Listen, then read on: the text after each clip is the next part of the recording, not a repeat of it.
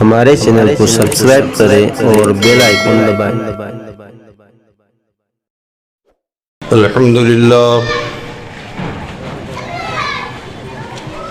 لله الذي أسرى بعبده فوق السماوات العلى وشرفه بغاية قربه فكان قاب قوسين أو أدنى واصطفاه لرؤيته وكلامه فأوحى إلى عبده ما أوحى والصلاة والسلام عليه وعلى آله المجتبى وأصحابه الذين سعدوا في معارج الحق والهدى أما بعد فأعوذ بالله من الشيطان الرجيم بسم الله الرحمن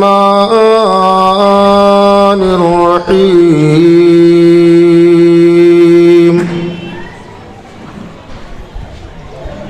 تلك الرسل فضلنا بعضهم على بعض منهم من كلم الله ورفع بعضهم درجات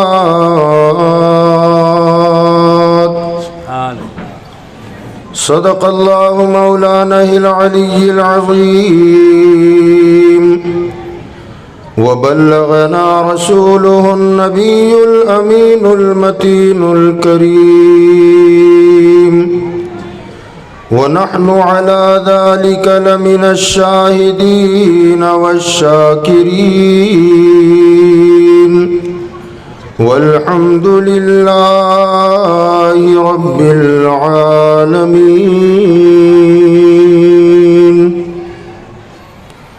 ممبر نور پر رونق افروز باوقار و معزز علماء ملت اسلامیہ، بالخصوص محب گرامی قدر حضرت مولانا حافظ و قاری سیف اللہ صاحب قبلہ مدد اللہ العالی، دیگر محترم بزرگوں، دوستوں، ہم عمر ساتھیوں، عزیز بچوں، پردہ نشین ماؤں، بہنوں، بچے، السلام علیکم ورحمۃ اللہ وبرکاتہ۔ آئیے ہم اور آپ مل کر سب سے پہلے آقا نامدار مدنی تاجدار انیس بے کساں چارساز دردمنداں سیاح لا مکاں جناب احمد مجتبیٰ و محمد مصطفیٰ صلی اللہ تعالی علیہ وآلہ وصحبہ وسلم کی بارگاہ بے کس پناہ میں اپنی عقیدت اور محبت کا بھرپور اظہار کرتے ہوئے بلند آواز سے درود شریف کا نذرانہ پیش کریں۔ اللہم صلی علی سیدنا و نبینا و مولانا محمد وعلی آلہ و اصحابہ وبارک وسلم، صلاۃ و سلاما علیک یا سیدی یا رسول اللہ صلی اللہ تعالی علیہ وآلہ وصحبہ وسلم۔ حضرات گرامی، آج کی یہ مقدس رات، جس رات میں اللہ تبارک و تعالی نے ہمارے اور آپ کے آقا صلی اللہ تعالی علیہ وسلم کو اس خاکدان گیتی سے آسمانوں پر بلایا، آسمانوں کی سیر کروائی، اللہ تعالیٰ اس مقدس رات کے صدقے میں امت محمدیہ صلی اللہ علیہ وسلم کو عروج اور ترقی عطا فرمائے۔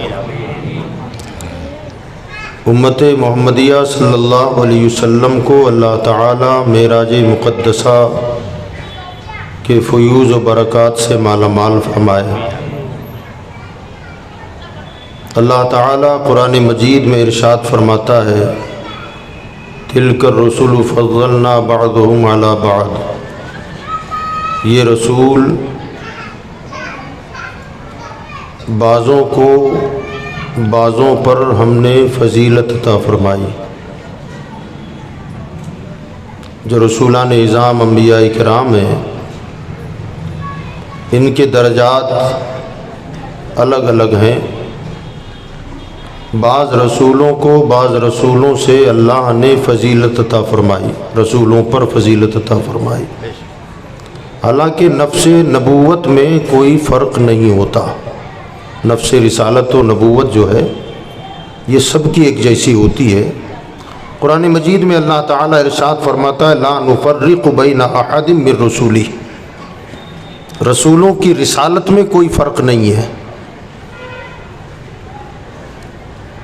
رہا ان کے مراتب، ان کے درجات، تو اللہ تعالیٰ فرماتا ہے کہ بعض کو بعضوں پر ہم نے فضیلت عطا فرمائی۔ ان میں بعض وہ ہیں جن سے اللہ تعالیٰ نے کلام فرمایا، جناب موسیٰ علیہ السلام۔ وَرَفَعَ بَعْضُهُمْ دَرَجَاتٍ، اور ان میں بعض وہ ہیں جن کو ہم نے سب پر درجوں بلندی عطا فرمائی۔ حضور صلی اللہ علیہ وسلم کو آج کی شب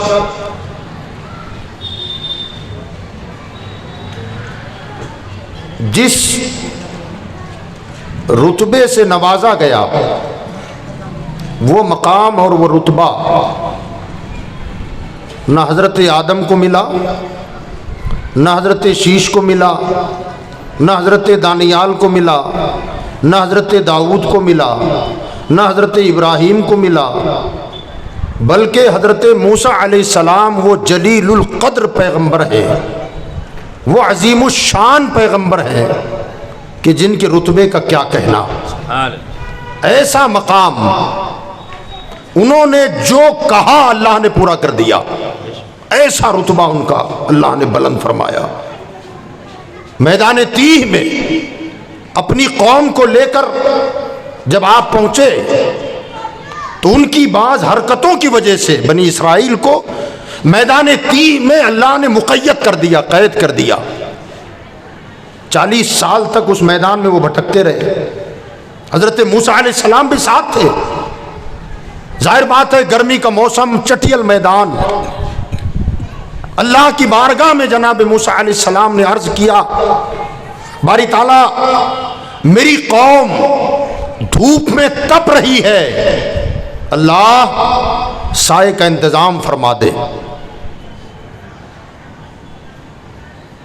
اللہ نے قرآن میں فرمایا وَظَلَّلْنَا عَلَيْكُمُ الْغَمَامَ،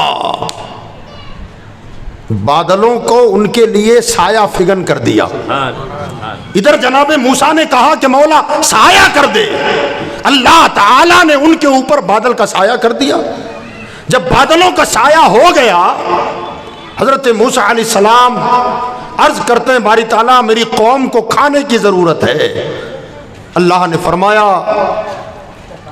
وَنَزَّلْنَا عَلَيْكُمُ الْمَنَّ وَالسَّلْوَىٰ، ان کے لیے آسمان سے من و سلا اتارا گیا۔ جناب موسیٰ نے کہا باری تعالیٰ میری قوم پیاسی ہے، پانی کا انتظام فرما دے۔ اللہ نے فرمایا وَإِذِ اسْتَسْقَىٰ مُوسَىٰ لِقَوْمِهِ فَقُلْ نَضْرِبْ بِعَصَاكَ الْحَجَرَ فَانْفَجَرَتْ مِنْهُ اثْنَتَا عَشْرَةَ عَيْنًا قَدْ عَلِمَ كُلُّ أُنَاسٍ مَشْرَبَهُمْ، فرمایا موسیٰ پتھر پر اپنی لاٹھی مارو۔ لاٹھی مارتے ہی 12 چشمے نکل پڑے اور ہر گروہ نے اپنا اپنا گھاٹ پہچان لیا۔ اس گھاٹ سے پتھر سے پانی کے چشمے نکل گئے۔ 12 قبیلے تھے اور 12 قبیلوں نے کہیں ایک ہی چشمہ نکلتا تو سب کے سب اسی پر ٹوٹ پڑتے اور آپس میں لڑائی جھگڑا ہوتا، تو ہر قبیلے کا ایک ایک چشمہ جاری ہو گیا۔ 12 قبیلوں کے 12 الگ الگ چشمے جاری ہوئے اور ہر قبیلے نے اپنا گھاٹ پہچان لیا، یہ میرا ہے، یہ اس کا ہے، یہ اس کا ہے، یہ اس کا ہے۔ انہوں نے سایہ مانگا، اللہ نے بادل عطا کر دیا۔ کھانا مانگا، من و سلا اتار دیا۔ پانی مانگا، پتھر سے چشمے جاری ہو گئے۔ اسی پیغمبر نے دعا کی رب ارنی، مولا مجھے اپنا جلوہ دکھا۔ اب رب فرماتا لن ترانی، موسیٰ تم مجھے نہیں دیکھ سکتے۔ سایہ مانگا دے دیا، پانی مانگا دے دیا، کھانا مانگا دے دیا، جو چاہو مانگو، مولا تجھے دیکھنا چاہتا ہوں۔ فرمایا لن ترانی، موسیٰ تم نہیں دیکھ سکتے۔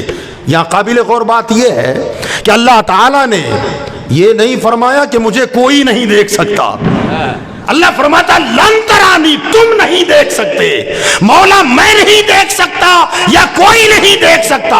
فرمایا موسیٰ تم نہیں دیکھ سکتے، میرا محمد مجھے دیکھ سکتا ہے، میرا پیارا مجھے دیکھ سکتا ہے۔ گویا اللہ نے یہ نہیں فرمایا کہ مجھے کوئی دیکھ ہی نہیں سکتا، ہاں تم نہیں دیکھ سکتے۔ اور جب اللہ تعالیٰ نے حضرت موسیٰ علیہ السلام کو جب ان کا اصرار بڑھ گیا کہ مولا مجھے دکھا دے، اپنا جلوہ دکھا دے، جلوہ دکھا دے، دیدار کرنا چاہتا ہوں، اللہ تبارک و تعالی نے ارشاد فرمایا کہ براہ راست مجھے دیکھنا تمہارے بس کا کام نہیں ہے۔ فلما تجلی ربہ للجبل جعلہ دکا فقر موسیٰ صعیقا، ہم اپنی تجلی کو پہاڑ پر اتاریں گے۔ تم ڈائریکٹ تجلی مت دیکھنا، پہاڑ کو دیکھنا۔ مگر اس سے پہلے کیا فرمایا؟ اللہ فرماتا ہے وَإِذْ وَعَدْنَا مُوسَىٰ 40 لَيْلَةً، ذات نہیں دیکھنی تھی، تجلی دیکھنی تھی، اور تجلی بھی براہ راست نہیں، بذریعہ وسیلہ پہاڑ پر تجلی ظاہر کریں گے۔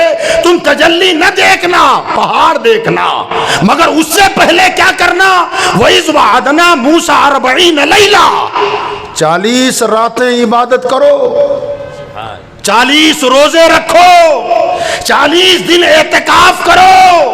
جب 40 دن کا یہ چلہ پورا ہو جائے، چلے سے مراد کچھ اور نہ سمجھ لیں آپ، یہ ولیوں والا چلہ ہے، یہ بزرگوں کا چلہ ہے، یہ سچے چلے والے لوگ ہیں، یہ اولیاء اللہ کا چلہ ہے۔ یہ چلہ چلتا پھرتا چلہ نہیں ہے، وہ کسی جگہ پر بیٹھ کر رب کو یاد کرنے کا چلہ ہے۔ وہ چلہ جناب موسیٰ سے کروایا گیا، اور اس کے بعد مسواک کی، اور مسواک کر کے جب چلے تو اللہ نے فرمایا فخلعنا علیہ، چپلیں اتار دو، چپل دور اتار کے آنا، رب کی تجلی کا دیدار کرنے والے ہو۔ اللہ اکبر۔ حضرت موسیٰ کو تجلی بذریعہ وسیلہ کروایا جا رہا تھا تو 40 دن اعتکاف کروایا گیا، روزے رکھوائے گئے، مسواک کروائی گئی، اور ادھر میرے مصطفیٰ کی شان ہے کہ چادر اوڑھ کر سو رہے ہیں، اور اللہ فرما رہا ہے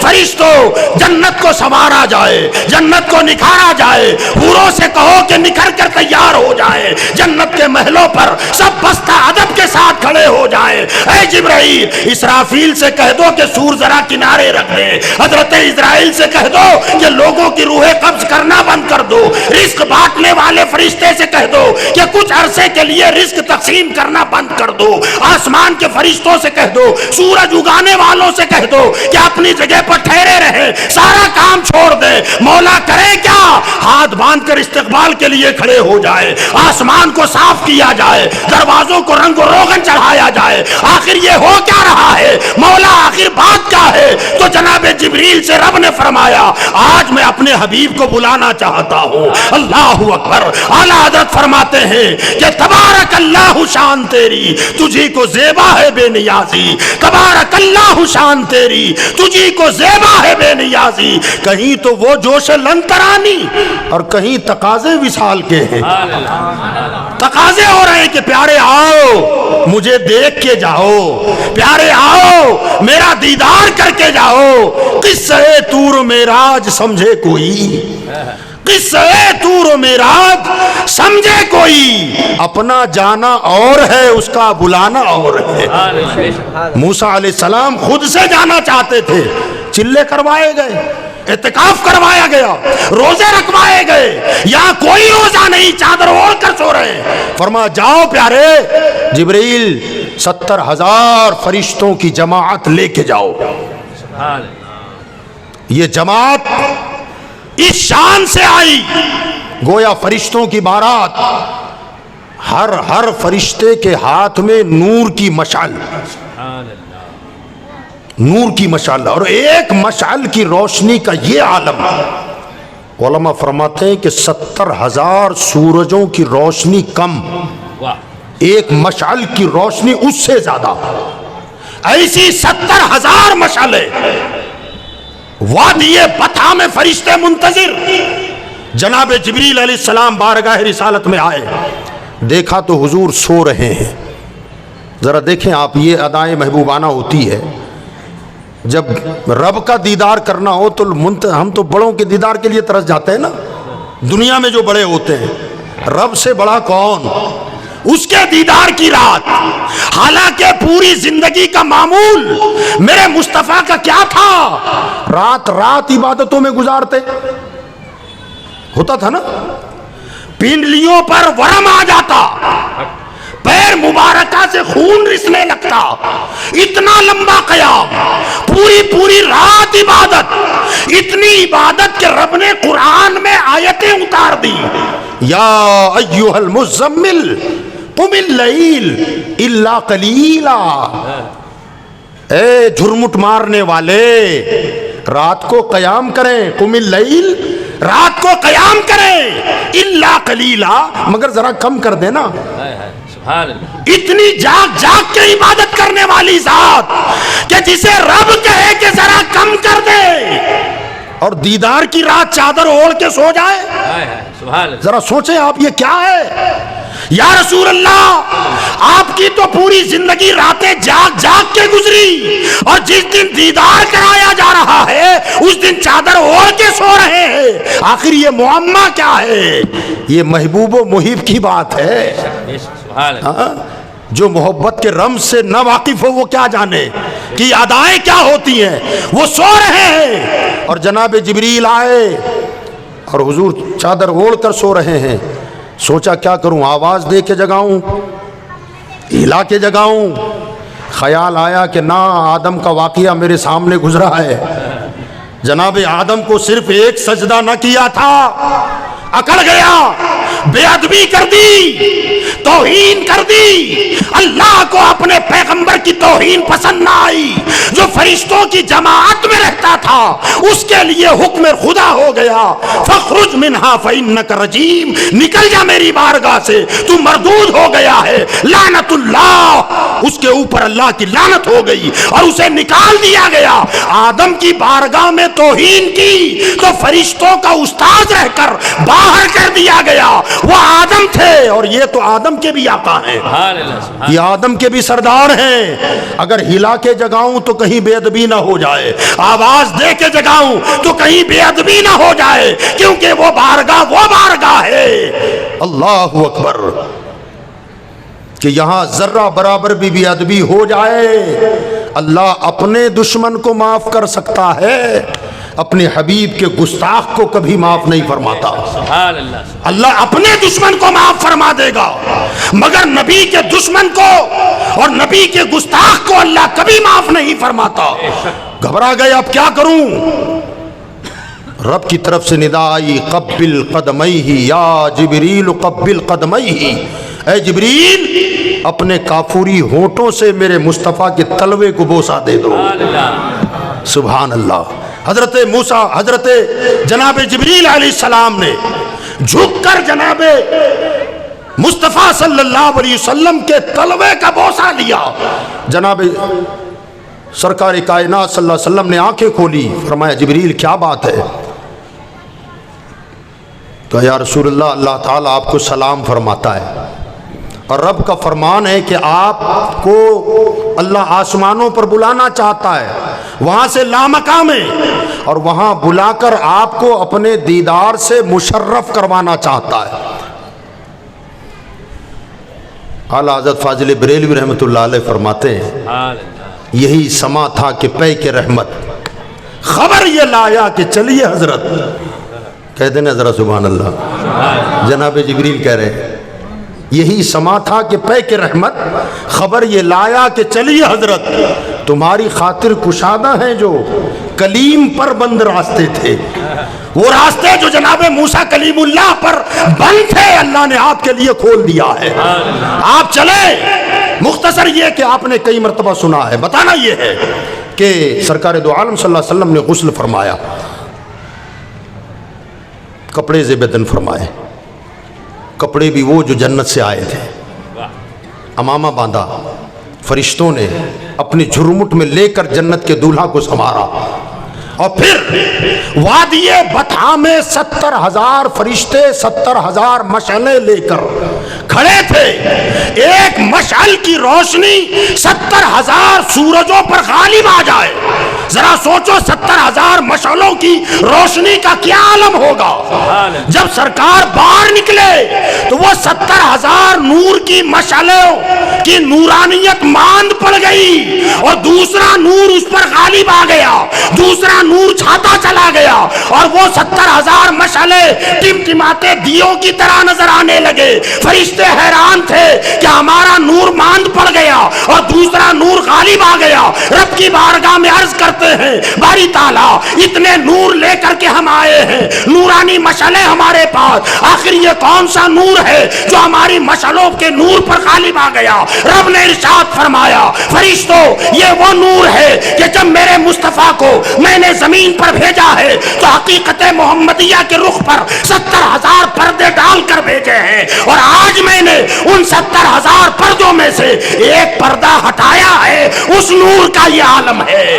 نعرہ تکبیر، نعرہ رسالت، جشن معراج النبی، 70,000 پردے ڈال کر بھیجے ہیں، ان میں سے ایک پردہ ہٹایا گیا تو یہ عالم ہے۔ فرمایا قیامت کے دن سارے ہی پردے ہٹائے جائیں گے، اور اللہ تعالیٰ فرمائے گا دنیا والوں سے کہ دنیا والوں تم نے اپنے اپنے محبوب دیکھے بھی دکھائے بھی، آج آؤ تمہیں ہم اپنا محبوب دکھاتے ہیں۔ اور اللہ کے حبیب صلی اللہ علیہ وسلم کا وہ رخ زیبا جب دنیا والے دیکھیں گے تو بڑے بڑے حیران و شستر رہ جائیں گے کہ وہ پردے جب اٹھائے جائیں گے تو جناب آدم سے لے کر جناب عیسیٰ تک ان کی شان، ان کی رفعت، ان کی بلندی اور ان کا مقام دیکھ کر پکار اٹھیں گے بقول امام احمد رضا۔ اعلیٰ حضرت فرماتے ہیں کہ کاش محشر میں جب ان کی آمد ہو، کاش محشر میں جب ان کی آمد ہو، بھیجیں کیا بھیجیں؟ کون سب؟ ہم اور آپ؟ نہ، آدم سے عیسیٰ تک، بے شک نبی اور پیغمبر اور رسول ان کی عظمت و رفعت و بلندی کو دیکھ کر سب کہیں مصطفیٰ تیری عظمت کو سلام، مصطفیٰ تیرے کمال کو سلام، مصطفیٰ تیری بلندی کو سلام، مصطفیٰ تیری رفعتوں کو سلام، سب سلام پیش کریں گے۔ اعلیٰ حضرت فرماتے ہیں جب بڑے بڑے یہ سلام پیش کر رہے ہوں گے تو میں وہاں ہاتھ باندھے چپ چاپ کھڑا رہوں گا، فرشتے مجھے دیکھیں گے کہ احمد رضا چپ کیوں ہے، تو یہ خدمت کے فرشتے آئیں گے اور کہیں گے مجھ سے خدمت کے قدسی کہیں ہاں رضا، سب سلام پڑھ رہے ہیں تم کیوں خاموش ہو؟ ہاں رضا، تو اعلیٰ حضرت فرماتے پھر میں کہوں گا مصطفیٰ جان رحمت پہ لاکھوں سلام، شمع بزم ہدایت پہ لاکھوں سلام۔ یاد رکھیں یہاں ایک بات اور عرض کر دوں، وہ یہ کہ اعلیٰ حضرت نے ساری دنیا کو سلام پڑھنا سکھایا، بغیر دیکھے سلام پڑھو، مسجدوں میں، خانقاہوں میں، مدرسوں میں سلام پڑھو، اور قیامت کے دن جب حضور کا جلوہ سامنے ہوگا احمد رضا چپ کیوں؟ جس نے سلام سکھایا وہ خاموش کیوں؟ تو اعلیٰ حضرت اس لیے خاموش ہوں گے کہ وہاں بڑے بڑوں سلام پڑھ رہے ہوں گے، وہاں بڑے بڑے سلام پڑھ رہے ہوں گے، اعلیٰ حضرت چپ اس لیے ہوں گے کہ کسی نے کہا ہے بند رکھتے ہیں زبان، لب نہیں کھولا کرتے، چاند کے سامنے تارے نہیں بولا کرتے۔ جب بڑے بڑے ہوں گے تو اعلیٰ حضرت فرماتے میں ادباً چپ رہوں گا، مگر میرا ادب اتنا بھا جائے گا کہ فرشتے کہیں ہاں رضا، تم بھی کہو تو میں کہوں گا مصطفیٰ جان رحمت۔ جب امام کہے گا تو مقتدی کیا کریں گے؟ امام احمد رضا جب کہیں گے مصطفیٰ جان رحمت تو انشاءاللہ ہم بھی اس میں شامل ہوں گے، کہیں انشاءاللہ۔ بہرحال حضور صلی اللہ تعالی علیہ وسلم آسمانوں کی طرف بلند ہوئے، اور بلند ہوتے ہوتے اتنا بلند جہاں تصور نہیں کیا جا سکتا، کتنے بلند گئے؟ علماء کرام فرماتے ہیں کہ آسمانوں پر جو سورج چمک رہا ہے نا، سورج، اس کی جیسے کئی اور سیارے ہیں جو سورج سے بڑے ہیں، سورج سے حجم میں بڑے ہیں، مگر ہمیں سورج کے سوا اور کوئی سیارہ نظر نہیں آتا۔ وہ فرماتے اس کی وجہ کیا؟ جو سورج سے بڑے سیارے ہیں آخر وہ نظر کیوں نہیں آتے؟ تو فرمایا اس لیے کہ سورج سے بڑے سیارے زمین سے اس کا فاصلہ بہت زیادہ ہے۔ سورج نظر اس لیے آتا ہے کہ سورج زمین سے بہت قریب ہے، اس لیے نظر آتا ہے۔ کہا کتنا قریب؟ زمین سے کتنا فاصلہ ہے؟ تو علماء فرماتے ہیں کہ زمین سے سورج کا فاصلہ 14 کروڑ 96 لاکھ کلومیٹر، 14 کروڑ 96 لاکھ کلومیٹر یہ فاصلہ زمین سے سورج کا ہے۔ اور مصطفیٰ جب گئے تو وہ بھی گرد راہ بن کے رہ گیا، اور مصطفیٰ اس سے آگے نکل گئے، ساتوں آسمانوں سے پرے گئے، عرش اعظم گئے، عرش اعظم نے میرے مصطفیٰ کا تلوا چوما، اور عرش اعظم سے آگے اور گئے۔ حضرت سیدنا ابو الحسن رفاعی، رفاعیہ مسجد کے بغل میں بیٹھنے والوں، حضرت سیدنا ابو الحسن رفاعی سلسلہ رفاعیہ کے ایک جلیل القدر ولی ہیں، شیخ ہیں۔ یہ فرماتے ہیں کہ میں نے ایک دن سوچا کہ معراج میں ہمارے آقا صلی اللہ علیہ وسلم کس مقام پر پہنچے تھے، ذرا مراقبہ کر کے روحانی اعتبار سے کم از کم اس مقام کی زیارت تو کر لوں، روحانی اعتبار سے۔ فرماتے میں نے مراقبہ کیا، اس سے دونوں باتوں کو پتہ چلتا ہے۔ ایک تو میری روح نے پرواز کیا عرش اعظم تک، یاد رکھیں یہ عرش اعظم ہے۔ جب عرش اعظم اس کا نام ہے تو اس کا مطلب ہے کہ اس کے علاوہ اور بھی عرش ہے، اس کا مطلب اور بھی عرش ہے۔ مثلا یہ کہ کسی شہر میں کہے کہ فلاں جامع مسجد ہے تو اس کا مطلب ہے اس کے علاوہ اور مسجدیں ہیں۔ جب وہ عرش اعظم ہے تو اور بھی عرش ہے۔ فرماتے عرش اعظم تک مراقبے میں میری روح گئی، اور وہاں سے پھر میری روح نے آگے پرواز کرنا شروع کیا، تو وہ فرماتے تقریباً میں نے 7 لاکھ عرش پار کیے۔ کتنے؟ 7 لاکھ عرش پار کیے۔ آج ذرا سوچیں کہ بلندی کتنی ہوگی۔ اور جب روح آگے جانے لگی تو غیب سے آواز آئی، ابو الحسن ارادہ کہاں کا ہے؟ تو کہا معراج میں مقام محمد جہاں تھا وہاں تک کا ہے، وہ دیکھنا چاہتا ہوں۔ تو ادھر سے آواز آئی، ابو الحسن یہ تمہارے وہم و گمان سے پرے کی بات ہے، جہاں تک آگے واپس ہو جاؤ، زندگیاں ختم ہو جائے گی۔ معراج میں جس مقام پر میرا مصطفیٰ آیا ہے وہاں کسی کا تصور نہیں جا سکتا۔ عرش کی عقل دنگ ہے، چرخ میں آفتاب ہے، عرش کی عقل دنگ ہے، چرخ میں آسمان ہے، جانے مراد ہے کدھر اب تیرا مکان ہے۔ عرش کو بھی پتا نہیں کہ مصطفیٰ کہاں گئے، عرش اعظم سے آگے۔ اللہ اکبر، کتنے اونچے پر گئے، وہ بھی مقام آیا، جبریل نے ساتھ چھوڑ دیا، مصطفیٰ آگے بڑھ گئے۔ یہاں ایک قابل غور بات اور بھی میں آپ کو عرض کر دوں، شاید میں نے ان 24 سالوں میں یہ پہلی مرتبہ میں عرض کر رہا ہوں، غالباً میرا گمان ہے۔ آپ ذرا سوچیں اس بات کو، حضور بشر ہے نا بھائی جی، آیا نا، میں اپنی تقریر میں کئی مرتبہ بولا ہوں، حضور کی بشریت کا انکار کفر ہے۔ حضور بشر ہیں، ہم ان کی بشریت کا انکار نہیں کرتے، انکار کرتے ہیں ہم جیسے بشر نہیں ہیں، ہم جیسے بشر نہیں ہے، افضل البشر، خیر البشر، بشر ہیں نوری بشر ہیں نوری بشر۔ اب مسجد حرام سے مسجد اقصی گئے، یہاں بشریت کا جلوہ نظر آتا ہے، انسانوں کا کام ہے وہاں تک جانا، بشریت کی زد میں ہے، وہاں گئے ٹھیک ہے، وہاں سے پھر آسمانوں پر چڑھے، وہاں تو ملکیت کا دور شروع ہوتا ہے، وہ فرشتوں کی دنیا ہے۔ اب بشریت کے ساتھ، عالم بشریت میں صفت بشریت کے ساتھ یہاں تک گئے، مگر جب آگے بڑھے تو ظاہر بات ہے فرشتوں کی دنیا میں آسمانوں کی سیر کرتے ہوئے نکلے تو اب فرشتوں کے ساتھ ہیں، وہاں مصطفیٰ کی نورانیت جلوگر ہے، مصطفیٰ کا نور ظاہر ہو رہا ہے، اور فرشتوں کے ساتھ چلتے چلتے سدرۃ المنتہا پر پہنچے۔ اب وہ تو نورانیت کا ماحول، عالم ملکیت، اور وہاں جا کر جناب جبریل رک گئے، حضور سے کہنے لگے یا رسول اللہ میں آگے نہیں جا سکتا۔ سرکار آگے جانے کے لیے تیار ہوئے، کہا تم کیوں نہیں آؤ گے؟ تو کہنے لگے یا رسول اللہ اگر بال کی نوک کے برابر بھی آگے بڑھ جاؤں تو تجلیات ربانی سے میرے پر جل جائیں گے۔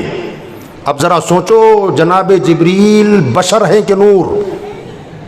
جی نور ہے نا، نوری مخلوق ہیں، اور نوری مخلوق میں امام الملائکہ، سردار ملائکہ، اب وہ کہیں کہ میرے پر جل جائیں گے، میں نہیں جا سکتا۔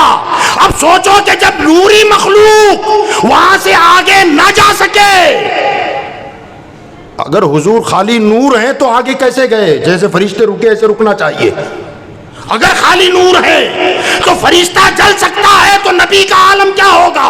مگر آقا آگے گئے۔ علماء فرماتے ہیں وہاں سے حقیقت محمدیہ کا ظہور ہوا، بیت المقدس تک بشریت کا ظہور، اور بیت المقدس سے ساتوں آسمان سدرۃ المنتہا تک ملکیت اور نورانیت کا ظہور، اور عرش سے آگے جب لامقام نکلے وہاں حقیقت محمدیہ کا ظہور ہوا۔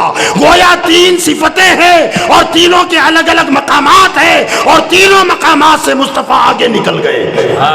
لامقام عرش سے آگے جب نکلے تو لاکھوں پردے، حجاب عظمت تک نور کے جلوے، اور ایسے ایسے پردے کے علماء فرماتے ہیں ایک ایک پردے کی موٹائی 500 سال، اور ایک سے دوسرے پردے کے بیچ میں جو گیپ اور خلا ہے وہ 500 سالہ مسافت، پھر اس پردے کی 500 سالہ موٹائی کی مسافت، اس طریقے سے 70,000 پردے آئے۔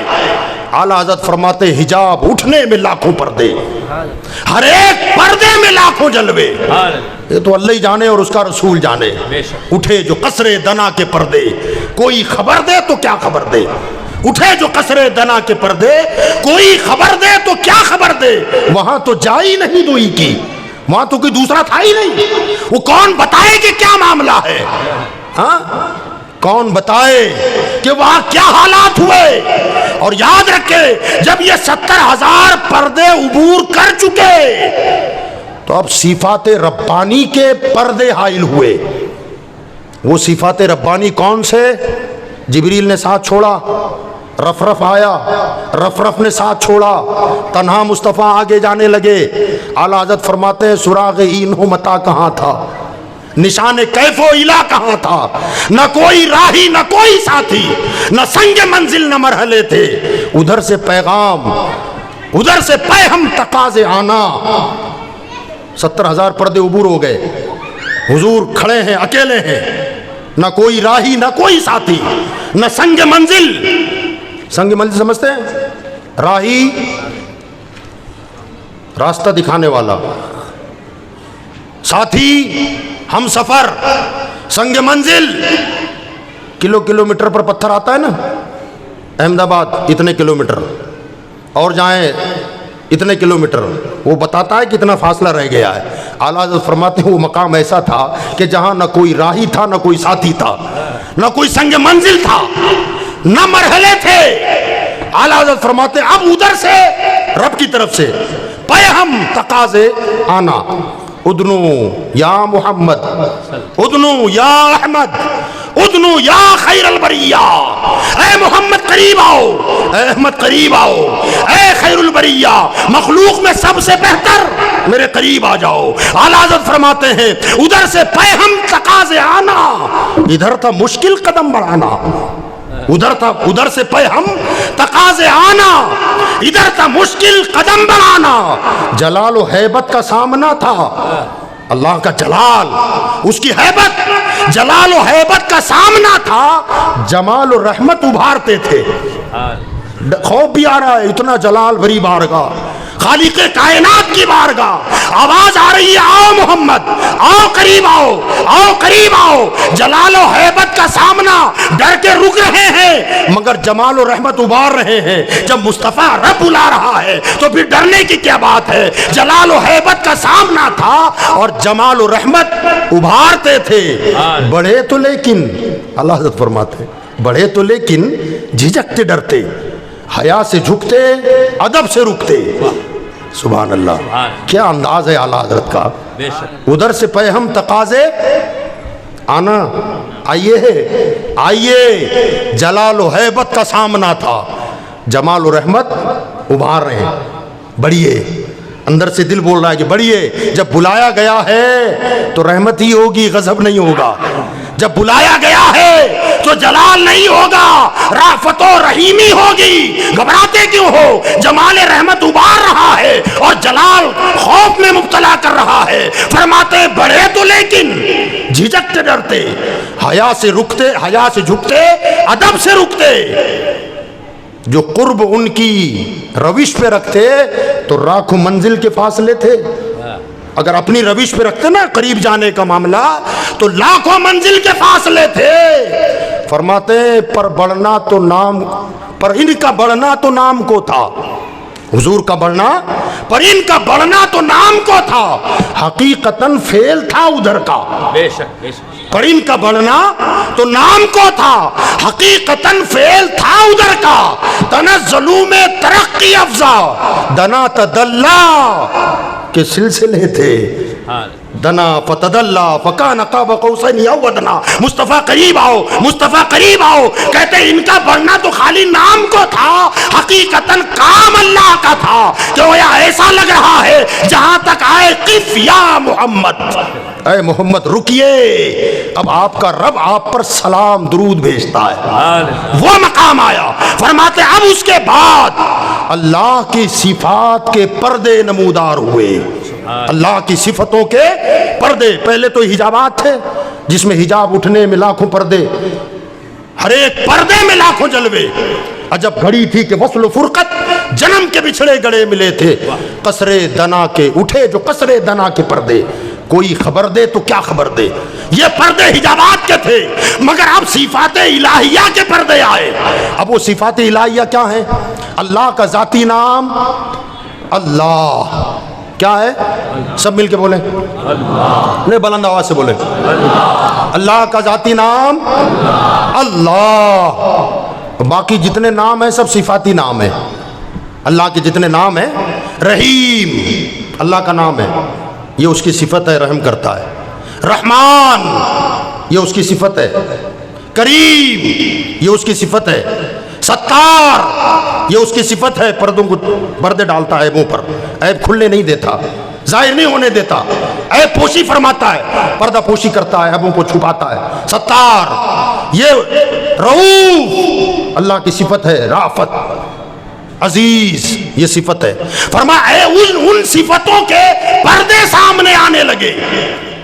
اور یاد رکھیں دنیا میں جتنے پیغمبر آئے، جتنے نبی آئے، یہ سب کے سب اللہ کے صفات کے مظہر ہیں. جتنے نبی ہیں نا، جناب آدم سے جناب عیسیٰ تک، یہ سارے انبیاء اللہ کی صفات کے مظہر ہیں. تو حضور صلی اللہ علیہ وسلم جب ان صفاتی پردوں سے گزرنے لگے، علماء فرماتے ان پردوں کی موٹائی بھی 500 سالہ مسافت ہے. جب ایک پردے سے گزرنے لگے تو جو صفت رحیمی کے پردے سے گزرے تو حضور اس صفت سے متصف ہو گئے، گویا اس کا رنگ غالب آنے لگا. سرکار پر صفت رحیمی غالب آنے لگی اور وہ رنگ چڑھنے لگا. جب کریم کے صفت سے گزرے، صفت کریمی سے گزرے تو اس کا رنگ نبی پر چڑھ گیا. رؤوف کے پردے سے گزرے، صفت رافت کے پردے سے گزرے تو رافت کا رنگ چڑھ گیا، تو گویا صفت رحیمی سے گزرے تو مصطفیٰ رحیم ہو گئے، وہ رنگ چڑھتا گیا نا، رحیم ہو گئے۔ عزیز کے پردے سے گزرے تو مصطفیٰ عزیز ہو گئے، رؤوف کے پردے سے گزرے تو مصطفیٰ رؤوف ہو گئے۔ اللہ فرماتا ہے لقد جاءکم رسول من انفسکم عزیز علیہ ما عنتم حریص علیکم بالمؤمنین رؤوف الرحیم۔ حضور رؤوف بھی ہو گئے، حضور رحیم بھی ہو گئے، حضور کریم بھی ہو گئے، حضور عزیز بھی ہو گئے۔ ہر صفت کا رنگ چڑھتا چلا گیا، اور ساری صفتوں سے جب گزرے تو اللہ نے جتنی صفتوں کا چاہا مصطفیٰ کو رنگ چڑھا دیا، اور ساری صفتوں سے گزرنے کے بعد اب ذات باری آئی۔ خدا کی ذات جلوگر ہے۔ اب جب ذات باری کا نمبر آیا تو مصطفیٰ ذات باری میں مستغرق ہو گئے، اور ایسے مستغرق ہوئے کہ اللہ اکبر، وہ مقام آیا کہ اس مقام پر پھر فنا فی اللہ، پہلے صفتوں سے گزرے تو صفات کا رنگ چڑھتا گیا، اور جب ذات باری کا معاملہ آیا تو آپ ذات باری میں ایسے مستغرق ہوئے کہ گویا وہ مقام آیا جسے فنا فی اللہ کی منزل کہتے ہیں، فنا فی اللہ ہو گئے۔ اب وہ فنا فی اللہ آپ جانتے ہیں نا، اس سے پہلے بھی شاید میں نے بتایا، یہ معراج کی جو رات ہے، سبحان الذی اسری بعبدہ لیلا من المسجد الحرام، قرآن پاک میں جو اللہ تعالیٰ نے فرمایا پاک ہے وہ ذات جس نے سیر کرائی۔ یاد رکھیں اسرا کا جہاں لفظ استعمال ہوتا ہے عربی زبان میں، جب بھی اسرا لفظ بولا جائے گا تو اس سے مراد ہے رات کی سیر۔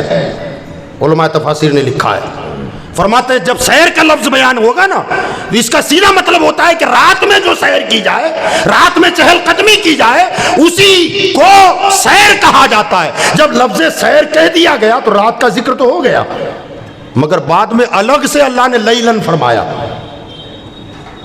جس نے سیر کرائی تو سیدھا مطلب تو رات کو سیر ہو گئی، سیر ہے تو رات کی ہے، آخر بعد میں لیلن کیوں کہا کہ رات میں سیر کرائی؟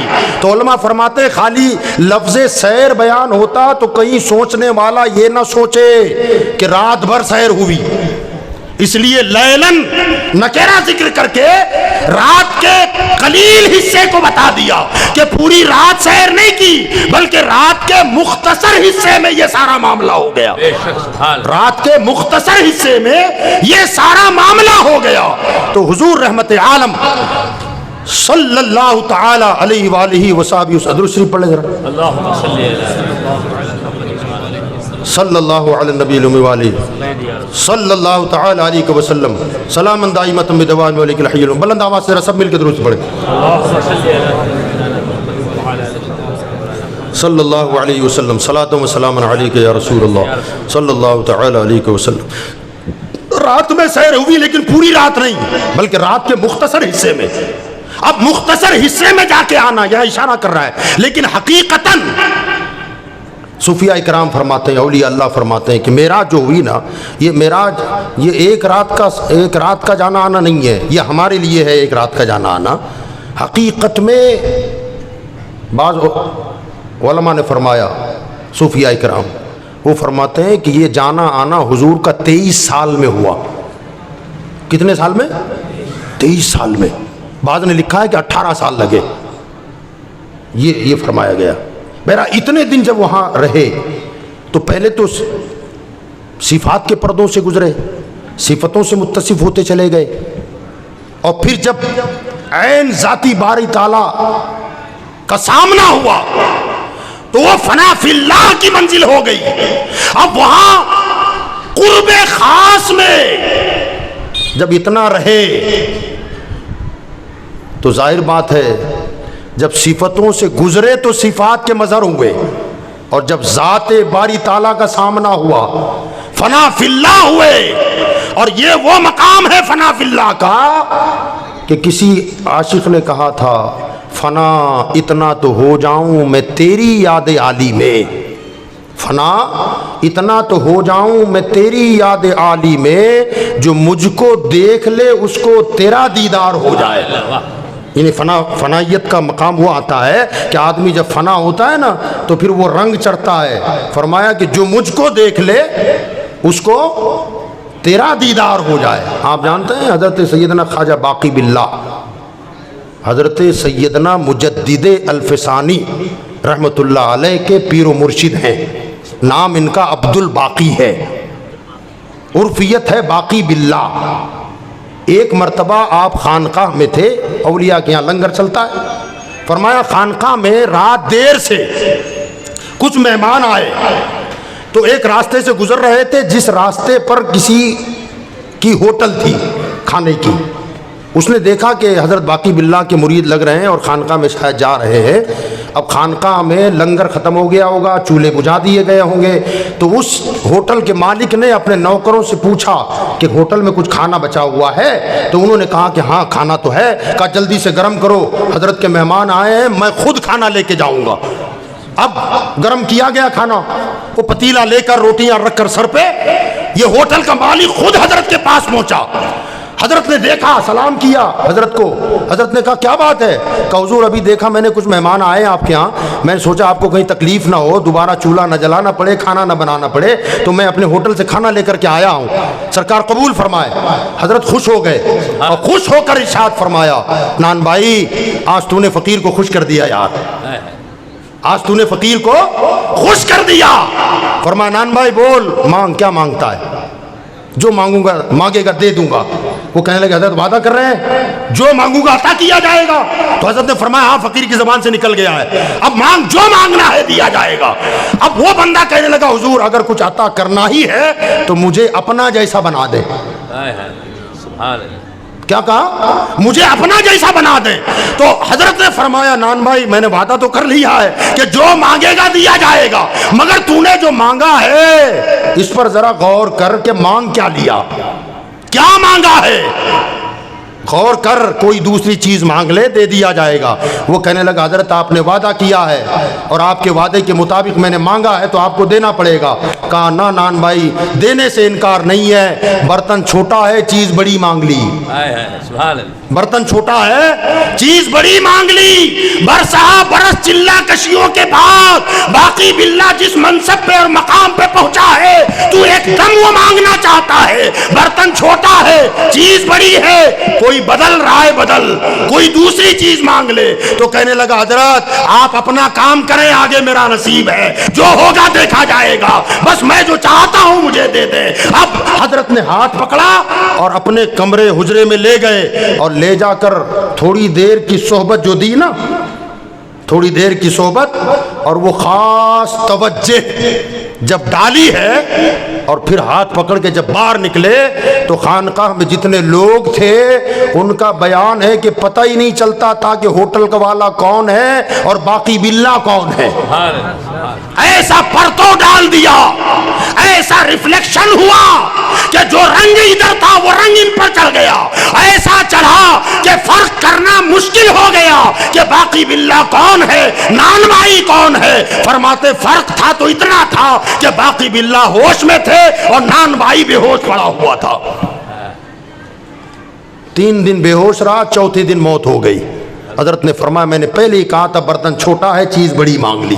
ایک دم چڑھا لی نا، شراب محبت جس کو کہتے ہیں. شراب سے یہ محبت، یہ شراب نہیں، شراب محبت. دھیرے دھیرے لت لگے تو اچھا ہے، دھیرے دھیرے چڑھتی ہے تو بندہ ہوش میں بھی رہتا ہے، اور جب کبھی ایک دم چڑھ جاتی ہے تو پھر آدمی مدہوش ہو جاتا ہے. اور جب مدہوش ہوتا ہے تو اسی کو شریعت کی زبان میں مجذوب کہتے ہیں. کیا کہتے ہیں؟ یہ مجذوب اولیاء اللہ ہوتے ہیں نا، وہ ایک دم چڑھانے والے ہیں. وہ ایک دم چڑھ گئی. وہ کون سی شراب ہے؟ طیبہ سے منگائی جاتی ہے. اونچی بولو نا یار. طیبہ سے منگائی جاتی ہے، سینوں میں چھپائی جاتی ہے. توحید کی میں پیالوں سے نہیں نظروں سے پلائی جاتی ہے. توحید کی میں پیالوں سے نہیں نظروں سے پلائی جاتی ہے. اور کسی نے کہا تھا کیا پی رہے ہو یار، پینے والوں ہوش کرو، یہ شراب پی کر کے دھت ہو جاتے ہو. جام پر جام پینے سے کیا فائدہ، جام پر جام پینے سے کیا فائدہ، شام کو پی صبح کو اتر جائے گی. مرد مومن کی نظروں سے ایک گھوٹ پی عمر ساری نشے میں گزر جائے گی. مرد مومن کی نظروں سے ایک گھوٹ پی عمر ساری نشے میں گزر جائے گی. اور سرکار مفتی اعظم فرماتے ہیں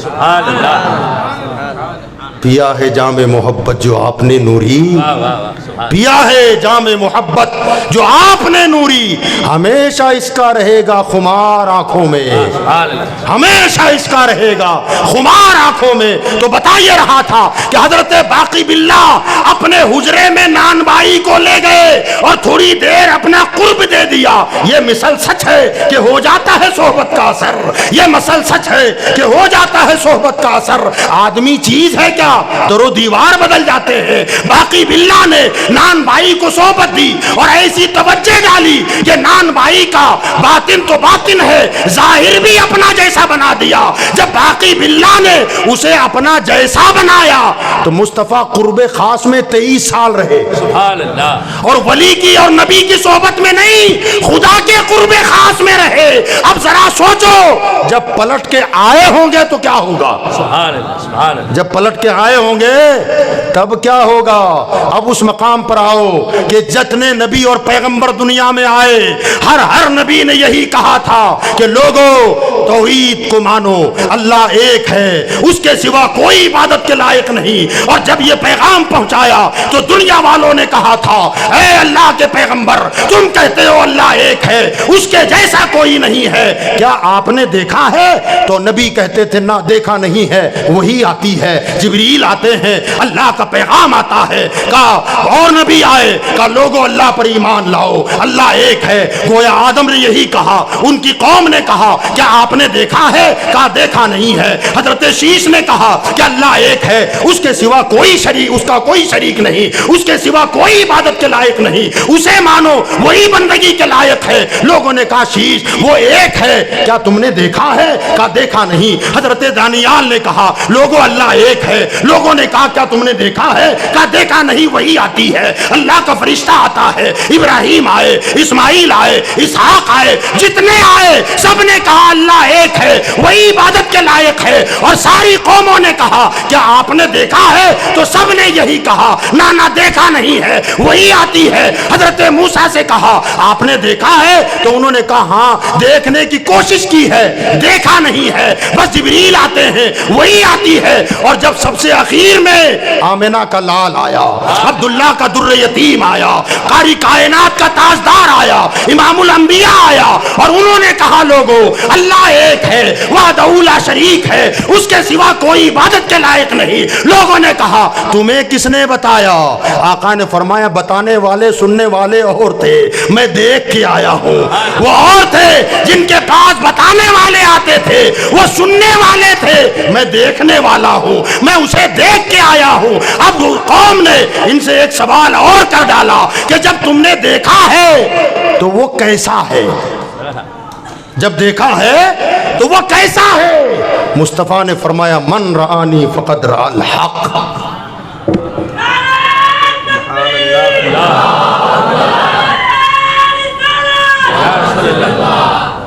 اب علماء فرماتے من رآنی فقد رأى الحق. علماء شریعت کی بات کر رہا ہوں. علماء شریعت کہتے ہیں کہ اس کا مطلب یہ جس نے مجھے دیکھا اس نے مجھی کو دیکھا. مگر علماء تصوف کہتے ہیں کہ نہ مجھے دیکھے تو حق ہے کہ جو نبی کو دیکھا وہ نبی ہی ہے, مگر اس کا مطلب وہ نہیں. علماء تصوف فرماتے ہیں من رآنی فقد رأى الحق. نبی کہتے ہیں جس نے مجھے دیکھا اس نے خدا کو دیکھ لیا. یہ ہے رنگ چڑھنا.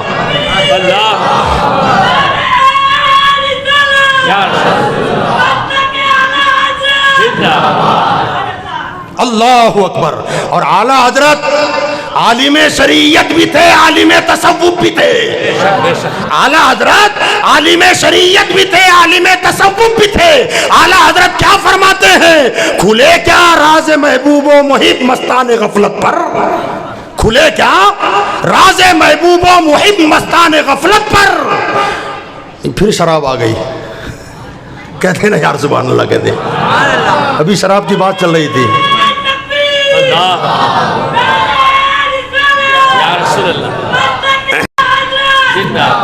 کھلے کیا راز محبوب و محب مستان غفلت پر، شراب قدر الحق زیب جام من رانی ہے. سبحان اللہ، یہ علماء سمجھ رہے اس کو، کیا کمال کر دیا اعلیٰ حضرت نے. شراب قدر الحق زیب جام من رانی ہے. اللہ اکبر. شراب کہاں میں پی جاتی ہے؟ جس میں ڈھونڈیل کے پیتے ہیں اس کو کیا کہتے ہیں؟ جام. کیا کہتے ہیں؟ اونچی بولو. جام. جام میں شراب ہوتی ہے. اعلیٰ حضرت فرماتے ہیں شراب قدر الحق، قدر الحق کی شراب کس میں ہے؟ زیب جام من رانی. من رانی کے پیالے میں شراب قدر الحق ہے. کہا جام کو دیکھ، اس میں قدر الحق ہے. مطلب یہ کہ جو اسے انہیں دیکھے گویا اس نے حق کا جلوہ دیکھ لیا ہے. فرمایا کھلے کیا کیا اللہ یا رسول اللہ زندہ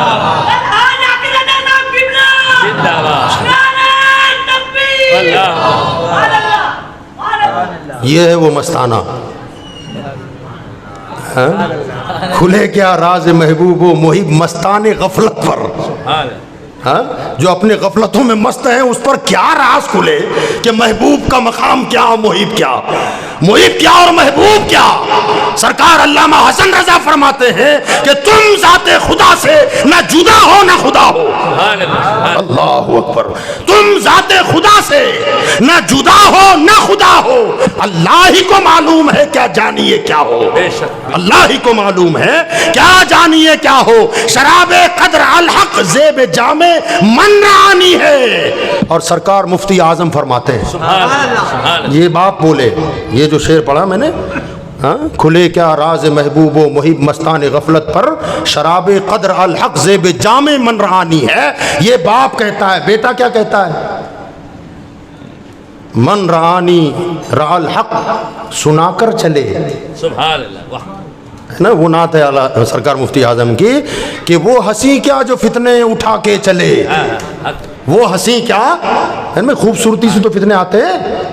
حسن و جمال دیکھا تو لٹو ہو گیا، عشق ہو گیا، پیار ہو گیا، محبت ہو گئی. کتنے فتنے اٹھا دیے، قتل و غارت گری ہو جاتی ہے، اور محبت میں ناکام ہوتے ہیں تو ٹرین کی پٹری پہ جا کے سو جاتے ہیں، پھانسی لے کے مر جاتے ہیں، زہر پی جاتے ہیں. فرماتے ہیں وہ ہنسی کیا جو فتنے اٹھا کے چلے. ہاں ہنسی تم ہو جو فتنے مٹا کے چلے. وہ ہنسی کیا جو فتنے اٹھا کے چلے. ہاں ہنسی تم ہو جو فتنے مٹا کے چلے. کہتے من رانی رال حق سنا کے چلے. من رانی رال حق سنا کے چلے. میرا جلوہ ہے حق کا جتا کے چلے. میرا جلوہ ہے حق کا جتا کے چلے. اب یہ بولے بیٹے تو ان کے پر پوتے کیا بولے؟ حضور تاج الشریعہ بدر الطریقہ حضرت علامہ شاہ اختر رضا رحمت اللہ تعالی علیہ فرماتے ہیں آپ کی طلعت خدا کا آئینہ. کہہ دے یار سبحان اللہ، کہہ دے. آپ کی طلعت خدا کا آئینہ جس میں چمکے حق کا جلوہ آپ ہے. مصطفیٰ ذات یکتا آپ ہیں، یک نے جس کو یک بنایا آپ ہیں. آپ کی طلعت خدا کا آئینے میں کیا دکھتا ہے؟ ہاں مگر اس آئینے میں کیا دکھتا تھا؟ حق کا جلوہ. فرماتے ہیں آپ کی طلعت خدا کا آئینہ جس میں چمکے حق کا جلوہ آپ ہیں. اس آئینے میں اس کا جلوہ نظر آتا تھا. اس آئینے میں اس کا جلوہ نظر آتا تھا. اس لیے فرمایا من رآنی فقط رال حق. جس نے مجھے دیکھا اس نے اسے دیکھا. خوشا وہ دور کہ دیدار عام تھا اس کا. خوشا وہ دور کہ دیدار، ڈاکٹر اقبال کہہ رہے ہیں، خوشا وہ دور کے دیدار عام تھا ان کا. خوشا وہ وقت کے طیبہ مقام تھا ان کا. ازاں ازل سے تیرے عشق کا ترانہ بنی انہی کو. ازاں ازل سے تیرے عشق کا ترانہ بنی. نماز ان کے نظارے کا ایک بہانہ بنی. ادائے دید سراپا نیاز تھی تیری، انہی کو دیکھتے رہنا نماز تھی تیری. یہ صحابہ کا مقام تھا. نماز میں بھی ہوتے تھے تو حضور کا جلوہ ہی دیکھا کرتے تھے. ایسا دیکھتے کہ جھک جھک کے دیکھا کرتے۔ ایک حدیث میں آیا ہے کہ ایک مرتبہ حضور صلی اللہ تعالی علیہ وسلم، غالباً یہ واقعہ میرے خیال جنگ بدر کا ہے، غالباً جنگ بدر میں سرکار نے جنگ لڑی، مسلمان کامیاب ہوئے، اور کامیاب ہونے کے بعد آپ جانتے ہیں قرآن مجید میں آیا پہلے 3,000 فرشتوں کی مدد آئی، اس کے بعد 5,000 کا اعلان ہو گیا کہ 5,000 فرشتوں کے ذریعے آپ کی مدد کی گئی۔ سرکار دو عالم صلی اللہ علیہ وسلم نے جنگ مکمل ہو گئی، فتح ہو گئی، قیدی قید میں آ گئے، دشمن بھاگ گئے جو بھاگنے والے تھے، باقی مارے گئے۔ اس کے بعد سرکار دو عالم صلی اللہ علیہ وسلم نے فرمایا چلو اذان دو، نماز پڑھیں گے۔ توجہ ہے آپ کی؟ بے شک۔ کیا کہا؟ اذان دو۔ ہاں کہاں؟ مسجد میں نا جی؟ کہاں تھے حضور؟ جنگ بدر میں، ابھی نیند سے اٹھے تھے نا، جنگ لڑی تھی۔ اب ظاہر بات ہے جنگ لڑی تھی تو سب بالکل فٹ فاٹ ہوں گے، زخمی، ہاتھ کٹا، پیر کٹا، سینے میں برچھی کھچی ہوئی، پیر ٹوٹا ہوا، کسی کا سر پھٹا ہوا، یہ حالت، اور سرکار فرما رہے ہیں نماز کا وقت ہو گیا، اذان دو، نماز پڑھیں گے۔ اے مصطفیٰ کے ماننے والو، اے ابو بکر و عمر کے چاہنے والو، ہمارے اسلاف وہ تھے کہ آ گیا عین لڑائی میں اگر وقت نماز، قبلہ رو ہو کے زمیں بوس ہوئی قوم حجاز۔ آج مسجد کی غالیچوں پر نماز پڑھنے کی فرصت نہیں ہے، ایئر کنڈیشن مسجدوں میں عبادت کی ہمیں فرصت نہیں ہے، وہاں جنگ ہوئی، کٹے پھٹے ہیں، اذان ہوئی، صفیں لگ گئی۔ ذرا سوچو آپ کیسا ذوق تھا نمازوں کا۔ اللہ ہم کو آپ کو سمجھ کی توفیق عطا فرمائے۔ نمازوں کے لیے کھڑے ہو گئے، سرکار مصلی امامت پر، آگے حضور ہے، نماز ہو رہی ہے۔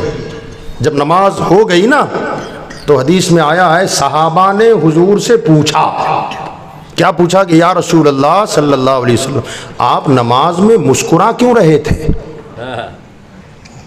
توجہ ہے آپ کی؟ یہ نہیں پوچھا کہ آپ ہنس کیوں رہے تھے، یعنی ہنسنے میں آواز نکلتی ہے تو دور والوں کو پتا چلتا ہے کہ کہاں لگتا ہے، آواز باہر آتی ہے تو دور والا سمجھ جاتا ہے کہ ہنس رہا ہے، لیکن مسکرانے میں، اور وہ بھی امام، مقتدی کو کیا پتا چلے گا کہ امام چہرہ بگاڑ رہا ہے یا مسکرا رہا ہے؟ مگر حدیث میں ہے کہ صحابہ نے کہا یا رسول اللہ آپ مسکرا کیوں رہے تھے؟ کیا پتا چلا؟ مقتدی کو امام کا مسکرانا کب نظر آئے گا؟ جب مقتدی امام کو جھک کے دیکھے گا۔ تو حضور نے یہ نہیں فرمایا کہ تم نے مجھے جھک کے دیکھا، نماز فاسد ہو جائے گی، جھک نہیں سکتے آپ۔ سرکار نے یہ نہیں فرمایا، بلکہ مسکرانے کا ریزن بتا دیا۔ اس سے میں بتانا یہ چاہتا ہوں کہ صحابہ حالت نماز میں ہمارے آقا کو جھک جھک کے دیکھ کر تسلی کر لیا کرتے تھے۔ میں سنا دوں کہ کیوں مسکرا رہے تھے؟ جی سنا دوں، ایمان تازہ ہو جاتا ہے اس میں۔ صاحب تفسیر مظہری نے اس کو لکھا ہے تفسیر کے ساتھ، وہ فرماتے ہیں حضور نے فرمایا بات یہ تھی مسکرانے کی کہ ہم جب جنگ لڑ رہے تھے تو میں نے رب سے دعا مانگی تھی، مولا لن تو بدا بدا، باری تعالیٰ ان کی مدد فرما، اگر یہ ختم ہو جائے نا تو پھر قیامت تک تیری عبادت کرنے والا کوئی نہ رہے گا، کیونکہ 313 ہی پورا کا پورا سرمایہ لے کے آ گیا ہوں، باری تعالیٰ بس مدد فرما۔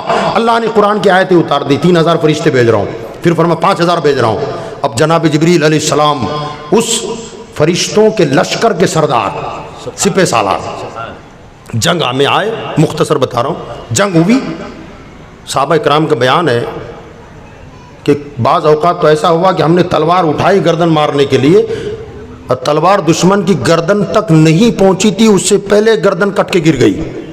حضور سے پوچھا یا رسول اللہ سمجھ میں نہیں آیا ہے معاملہ کیا ہے؟ سرکار نے فرمایا نہ، وہ تو میکائیل کی تلوار سے کٹا تھا، وہ تو جبریل کی تلوار سے کٹا تھا، اللہ نے فرشتوں کے ذریعے تمہاری مدد فرمائی۔ بہرحال جنگ ہو گئی۔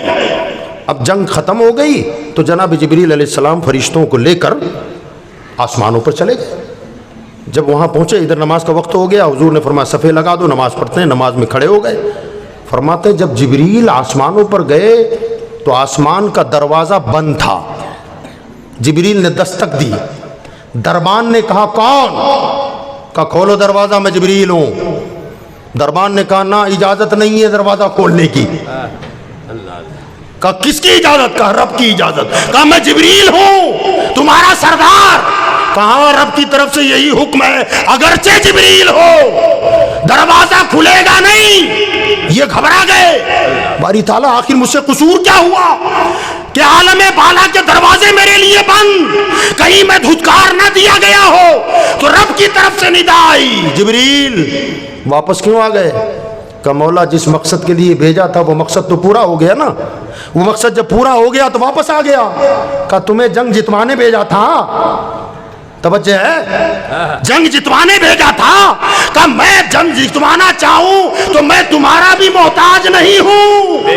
اللہ فرشتوں کا محتاج نہیں ہے. اگر جتوانا ہی مقصد تھا تو میں بدر کے میدان کو پھاڑ دیتا اور ساری دشمن کی فوج زمین میں اتر جاتی. اگر چاہتا تو پتھروں کی بارش کروا دیتا, وہی دفن ہو جاتے. اے جبریل تمہیں جنگ جتوانے نہیں بھیجا تھا, نبی نے دعا کی تھی تو بھیجا تھا. میرے حبیب کے کہنے پر بھیجا تھا. اس لیے تم گئے. کہ مولا حکم کیا ہے؟ کہ جس کے بلانے پر بھیجا تھا واپس آنے میں ان کی اجازت لی. اجازت لے کے آئے. اب چونکہ جنگ ختم ہوئی اور نکل گئے, اللہ نے فرمایا جس کی اجازت سے بھیجا تھا اس کی اجازت جب تک نہ ملے گی تمہیں اوپر آنے کی اجازت نہیں ہے. جناب جبریل واپس آئے. حضور نماز میں تھے اور جبریل سامنے آ کے کھڑے ہو گئے. اب اجازت مانگ رہے ہیں تو گویا شارحین حدیث نے کمال کر دیا ہے. فرماتے ہیں وہ گویا اشارے تھے. وہ آ کے کھڑے ہیں, حضور اجازت کے لیے آیا ہوں. آپ کا مقام اتنا بلند ہے کہ آپ کی اجازت کے بغیر گیا تو جبریل کے لیے دروازے بند ہیں. حضور آیا ہوں. تو سرکار فرماتے ہیں میں نے مسکرا کر گویا اسے بتایا کہ جبریل سمجھ گئے میں کون ہوں. سبحان اللہ. میں کیا ہوں جانتے ہو, میرا مقام کیا ہے؟ سرکار نے فرمایا اس لیے میں نے مسکرایا.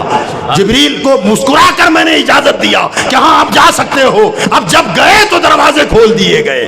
یہ ہے مقام مصطفیٰ, یہ ہے مصطفیٰ کا درجہ, یہ ہے ان کی بلندی, یہ ہے رفعت و بزرگی. بہرحال حضور صلی اللہ تعالی علیہ وسلم جب قرب خاص میں پہنچے تو اللہ تعالی نے خرقہ معراجیہ, صوفیہ اکرام فرماتے ہیں کہ اللہ تعالیٰ کی بارگاہ سے حضور صلی اللہ علیہ وسلم کو ایک جبہ مبارکہ عنایت کیا گیا.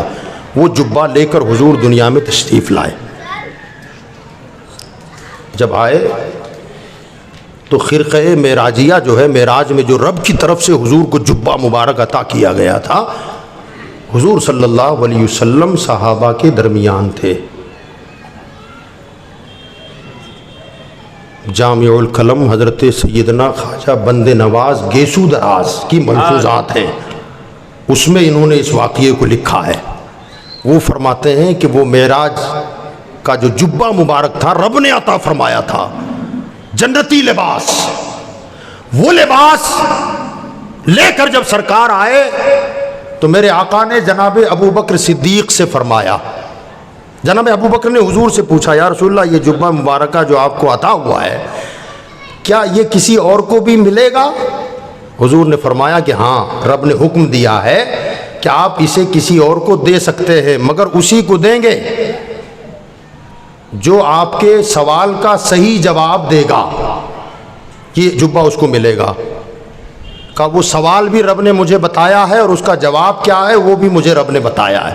اب میں وہ سوال تم سے کرتا ہوں, اگر تم میں سے کوئی اس کا صحیح جواب دے گا یہ جبہ میں اسے عطا کر دوں گا. ابو بکر سے پوچھا, ابو بکر اگر میں تمہیں یہ جبہ عطا کر دوں تو بولو اس کا حق تم کیسے ادا کرو گے؟ ابو بکر کہنے لگے صدق و صفا کو عام کروں گا, اطاعت الہی پر عمل کروں گا, اطاعت الہی بجا لاؤں گا. فرمایا ٹھیک ہے. عمر اگر تمہیں یہ جبہ دیا جائے تو تم کیا کرو گے؟ کہ یا رسول اللہ عدل و انصاف کروں گا, مظلوموں کی داد رسی کروں گا. فرمایا ٹھیک ہے. عثمان اگر تمہیں عطا کیا جائے تو کیا کرو گے؟ فرمایا عفت و حیا کو اور زیادہ اپناؤں گا, تلاوت قرآن کثرت سے کروں گا, بھوکوں کو کھانا کھلاؤں گا. فرمایا ٹھیک ہے. علی اگر تمہیں یہ جبہ دوں تو کیا کرو گے؟ کہا یا رسول اللہ اگر مجھے یہ خرقہ شریف عطا کیا جائے تو میں مسلمانوں کے عیبوں پر پردہ ڈالوں گا، عیب پوشی کروں گا، سبحان اللہ ظاہر نہیں ہونے دوں گا، چھپاتا رہوں گا۔ میرے آقا مسکرائے، سبحان اللہ فرمایا رب نے جو جواب کہا تھا وہ جواب علی نے دیا ہے، سبحان اللہ سبحان اللہ یہ جبہ علی کو دیا جائے گا۔ سرکار نے وہ جبہ مبارکہ جو جنت سے آیا تھا وہ جبہ میرے آقا نے حضرت مولا علی کو عطا فرمایا۔ حضرت مولا علی کو فرمایا جس کو تم اس کا حقدار سمجھو، جو اس کے لائق تمہیں نظر آئے، یہ جبہ اسے آگے دینا۔ حضرت علی نے حضرت سیدنا خواجہ حسن بصری کو عطا فرمایا۔ حضرت خواجہ حسن بصری کے ذریعے سلسلہ بسلسلہ یہ جبہ مبارکہ خواجہ عثمان ہارونی کو ملا۔ خواجہ عثمان ہارونی سے عطائے رسول ہند الولی خواجہ غریب نواز کو عطا کیا گیا۔ حضرت خواجہ غریب نواز نے وہ جبہ مبارکہ حضرت خواجہ قطب الدین بختیار کاکی کو عطا کیا۔ خواجہ قطب الدین بختیار کاکی نے وہ جبہ حضرت سیدنا خواجہ بابا فرید الدین نظام الدین اولیاء کا بابا فرید الدین کو عطا فرمایا۔ حضرت بابا فرید الدین گنج شکر نے وہ جبہ حضرت سیدنا محبوب الہی نظام الدین اولیاء کو عطا فرمایا۔ حضرت نظام الدین اولیاء رحمت اللہ علیہ نے وہ جبہ حضرت سیدنا برہان الدین خلد آباد شریف والوں کو عطا فرمایا۔ سبحان اللہ اور خلد آباد شریف میں حضرت سیدنا برہان الدین، برہان الاولیاء ان کا لقب ہے، برہان الدین ان کو عطا ہوا۔ اور ان کے پیر و مرشد حضرت سیدنا خواجہ نظام الدین نے سید برہان الدین عرف برہان الاولیاء سے کہا تھا کہ یہ جبہ میں تمہیں دے رہا ہوں، یہ جبہ کسے دو گے؟ کہا حضور کسے دوں؟ اب وہاں فرمایا جو حقدار تمہیں لگے اسے دینا اوپر، لیکن ان کو نام بتایا گیا۔ کہا حضور کسے دوں؟ کہا خلد آباد میں ایک عالم ہے اور فلسفے سے بڑا لگاؤ ہے، ان کا نام ہے زین الدین، ان کو دینا ہے۔ اب دیکھیے اتفاق کی بات، ان پر علم کا غلبہ زیادہ تھا، بڑے عالم تھے، درسگاہ سجی ہوئی تھی خلد آباد، یہ اورنگ آباد کے قریب ہے خلد آباد مہاراشٹر میں، درسگاہ لگی تھی، بڑے بڑے علماء فضلاء ان کی درسگاہ میں پڑھتے تھے۔ اور یہ ڈپلیکیٹ جو ہوتا ہے نا پیران اعظام، جی دیکھیں ڈپلیکیٹ نہیں دیکھیں؟ ہاں بابا ہیں پہنچے ہوئے بابا ہیں، کیسے؟ ہاں زیادہ جو پہنچے ہوئے۔ اب ظاہر بات ہے وہ شریعت کے خلاف سارے کام ہوتے ہوں، ایسا ہوتا ہو، تو یہ اس کے سخت مخالف تھے۔ میں علم کا پاور بھی تھا، سخت مخالف تھے۔ ایک دن درسگاہ میں بیٹھے ہوئے تھے، تو بیٹھے بیٹھے ایسی سلسلہ نکل پڑا گفتگو کا، تو حضرت کہنے لگی یہ ریاکار مکار قسم کے لوگ ہیں، اپنے آپ کو صوفی بنا کے بیٹھے ہیں، پیری مریدی اپنا کاروبار کر رکھا ہے، وہ فلاں ایسا، یہ ایسا، وہ ایسا۔ یہ سلسلہ کلام جاری رکھتے ہوئے حضرت نے حضرت سیدنا برہان الدین برہان الاولیاء کا نام لے لیا۔ کب وہ اس کا بھی کچھ سمجھ میں نہیں آتا ہے، اتفاق سے آپ کی درسگاہ میں حضرت کا شاگرد تھا، وہ بھی بڑے عالم تھے مگر حضرت کے شاگرد تھے۔ اب جیسے پیر کا نام آیا نا تو شاگرد مچل گیا، تڑپ گیا، کہا حضور مہربانی فرمائے، جتنوں کا نام لیا ہے مجھے ان کے بارے میں کچھ معلوم نہیں ہے، مگر سید برہان الدین عرف برہان الاولیاء، فرمایا یہ کیا ہے میں جانتا ہوں۔ کہا مہربانی کر کے ان کی صف میں ان کو نہ ڈالیں آپ۔ تو کہا یہ بڑے اللہ والے ہیں حضرت، آپ کبھی ملاقات کریں تو آپ کو پتہ چلے گا ان کا مقام کیا ہے، یہ کس کیٹیگری کے اللہ کے ولی ہیں۔ تو کہا کیا واقعی اللہ والے ہیں؟ تو کہا بالکل اولیاء اللہ میں سے ہیں اور بڑے پہنچے ہوئے ہیں، اور کبھی آپ ملاقات کریں تو پتہ چلے گا۔ تو حضرت سیدنا زین الدین رحمۃ اللہ علیہ فرماتے ہیں کہ میرے ذہن میں فلسفے کے، علم منطق کے کچھ سوالات ہیں جو کئی دنوں سے حل نہیں ہو پا رہے ہیں۔ اگر واقعی وہ اللہ کا ولی ہوگا نا، چلو ہم چلتے ہیں ان سے وہ سوال جو مجھ سے حل نہ ہو سکے، اگر واقعی اللہ والے ہیں تو میرے وہ مسائل حل کر دیں گے۔ اب علم والے ہیں تو علم کی لائن کی بات کریں۔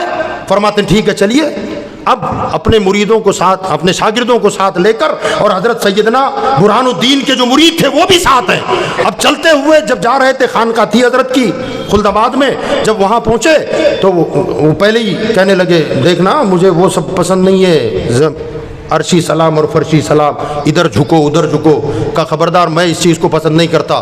بالکل سیدھا سادہ جائیں گے اور جیسے عام طور سے مسلمانوں کو سلام ہوتا ہے اس طریقے سے ملاقات کی جائے گی. کہا ٹھیک ہے حضرت. اب آگے آگے استاد ہیں، پیچھے شاگرد چل رہے ہیں، اور جیسی خانقاہ کا احاطہ آیا تو سب سے پہلے حضرت زین الدین علیہ الرحمہ کی گردن جھک گئی.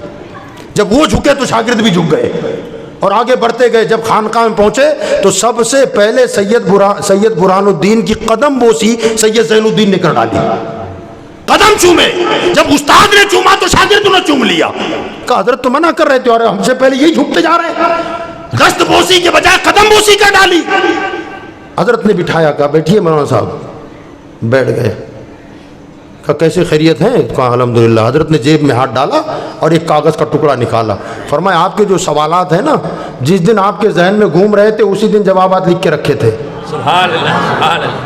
جب سے تم کو سوالات پیدا ہوئے تمہارے ذہن میں، اسی دن اس کے جوابات فقیر نے لکھ دیے ہیں. کہا لیجئے تسلی ہو جائے تو قبول کر لیں. انہوں نے جب دیکھا تو پھر قدموں میں گر گئے. کہا حضور معاف فرمائے، آپ کے حوالے سے بدگمانی پیدا ہو گئی تھی، اب پتا چلا اللہ والے کا مقام کیا ہوتا ہے، اللہ کا ولی کیا ہوتا ہے. حضور کرم فرمائے مجھے اپنی غلامی میں شامل فرما لے. وہیں بیٹھے بیٹھے مرید ہو گئے. اور حضرت سید برہان الدین نے فرمایا مولانا میں دلی سے جبہ لے کر آیا ہوں اور خواجہ نظام الدین نے تمہارا نام لے کے دیا ہے کہ یہ جبہ انہیں دینا.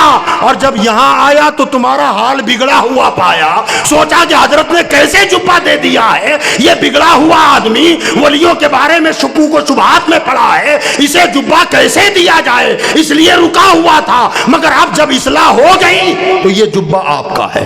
سبحان اللہ سبحان اللہ. وہ جبہ معراجیہ انہیں عطا کیا گیا اور وہ حکم دیا گیا کہ تمہارے بعد تم جس کو اس کا حقدار سمجھو اسے دینا. حضرت سیدنا زین الدین علیہ رحمت و رضوان زندگی بھر اسے ساتھ رکھتے رہے.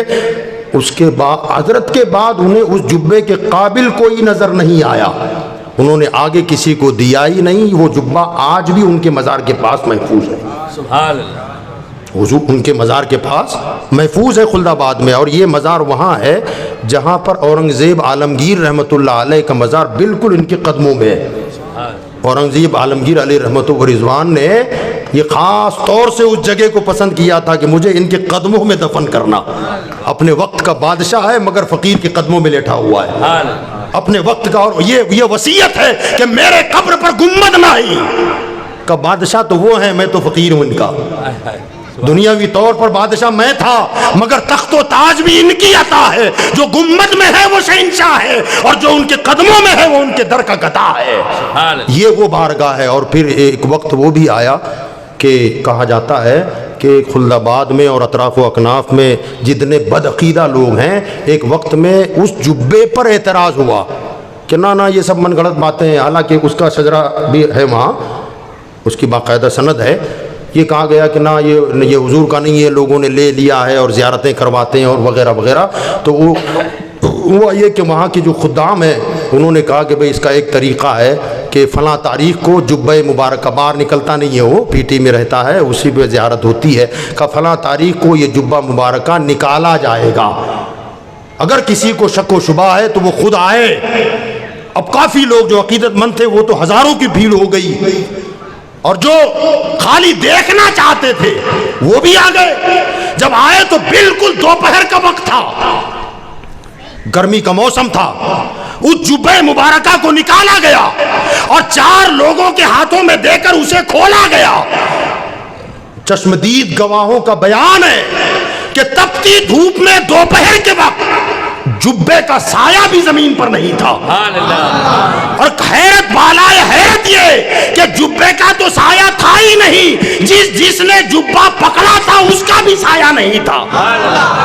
اس دن یقین ہو گیا کہ واقعی یہ میرے مصطفیٰ کا جبہ ہے. عزیزان ملت اسلامیہ، حضور نے وہ جبہ اسے دیا جس نے کہا کہ جو اس جبے کا حقدار وہ ہوگا جو مسلمانوں کے عیبوں پر پردہ ڈالے گا. کیا ڈالے گا؟ گویا اللہ کو یہ ادا پسند ہے. کسی مسلمان کے عیب اگر ہمیں نظر آ جائیں تو اس کا ڈھنڈورا نہ پیٹیں، واویلا نہ مچائیں، لوگوں میں عام نہ کریں، اسے چھپانے کی کوشش کریں. میرے آقا صلی اللہ علیہ وسلم نے فرمایا جو دنیا میں کسی مسلمان کا عیب چھپاتا ہے قیامت کے دن اللہ اس کے عیبوں پر پردہ ڈال دے گا. ہمارے عیبوں کو اگر چھپانا چاہتے ہو کہ ہمارے عیب قیامت میں ظاہر نہ ہو تو یہاں مسلمانوں کے عیبوں پر پردہ ڈالیں، اسے تست ازبام نہ کریں، لوگوں میں ظاہر نہ کریں، اس کی عزت کو نہ اچھالیں. اگر آپ نے دیکھا ہے تو ہو سکے تو کوشش کریں اس کی اصلاح کی. مگر یہ مسلمانوں کے عیب ہیں.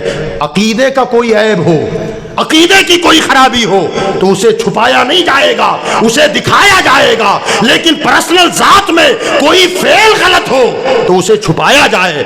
مگر کوئی وہابیت زدہ ہو، کوئی کسی کو گمراہیت کی ہوا لگ گئی ہو، پھر اسے چھپانا نہیں ہے، اسے ظاہر کرنا ہے تاکہ لوگ اس کی گمراہی سے بچیں، اس کی بدعقیدگی سے بچیں، اس کی بے راہ روی سے بچیں. اس لیے بدعقیدگی اور اسلام کے خلاف اگر کوئی بات دیکھیں تو اسے چھپانا نہیں ہے، بلکہ مسلمان کے پرسنل عیب، ذاتی عیوب جو ہوتے ہیں اگر وہ ہمیں نظر آئیں تو اسے چھپانے کی کوشش کریں. اللہ تعالیٰ مجھے آپ کو کہنے سننے سے زیادہ عمل کی توفیق عطا فرمائے.